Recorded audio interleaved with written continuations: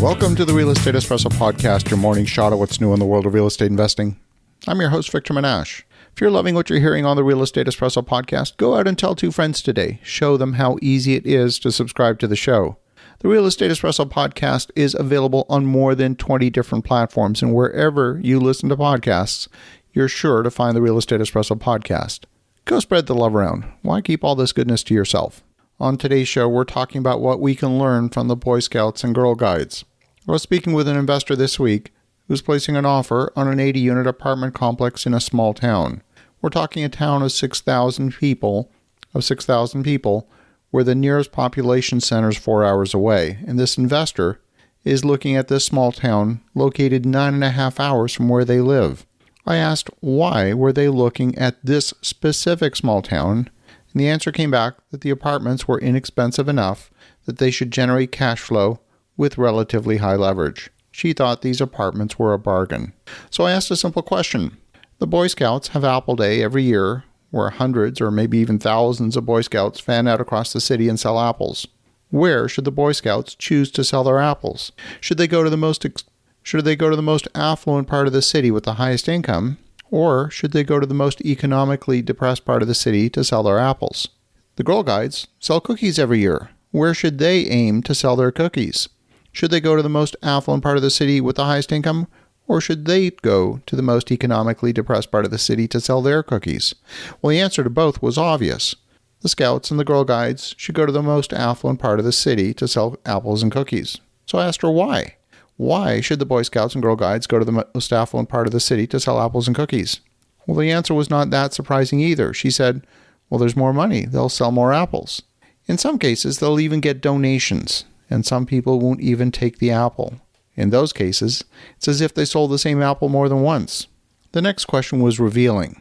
If you would go to the most expensive part of the city to sell apples and cookies, then why would you treat real estate any differently? Why would you go to the most affluent customers for apples and cookies, but not real estate? I had virtually the same conversation that same evening with no less than 3 investors. All of them were looking to buy inexpensive real estate in small towns. It was like a wave of groupthink had overtaken the room. If you're particularly astute at arguing a point, you might point out that the cost of the apples don't change depending on where you sell the apples. So, of course, you would go to the place where you get the most money because the cost of the apples are constant. Which then begs the obvious question, well, does a sheet of drywall cost more in a more expensive area? Or does supplying that sheet of drywall for construction cost the same irrespective of where you put it? Does a gallon of paint cost more in an expensive area than it does in an inexpensive area? Is a furnace or a water heater any more expensive? Are windows any more expensive? Well, clearly they're not. They cost exactly the same. What varies is the value of the land, and the value of the land is governed by the laws of supply and demand. That land is more expensive because it's got higher demand. It is deemed to be more valuable, and therefore it's going to hold its value. I can tell you from firsthand experience, the only times I've lost money in real estate have been in lower quality assets. Selling real estate and renting real estate to people who don't have the financial means to actually afford what it is that you're offering to sell. The next question was also revealing. If you had more capital to invest, would you buy that same asset or would you be looking for a higher quality asset? They conceded that they would probably seek a higher quality asset in a better location.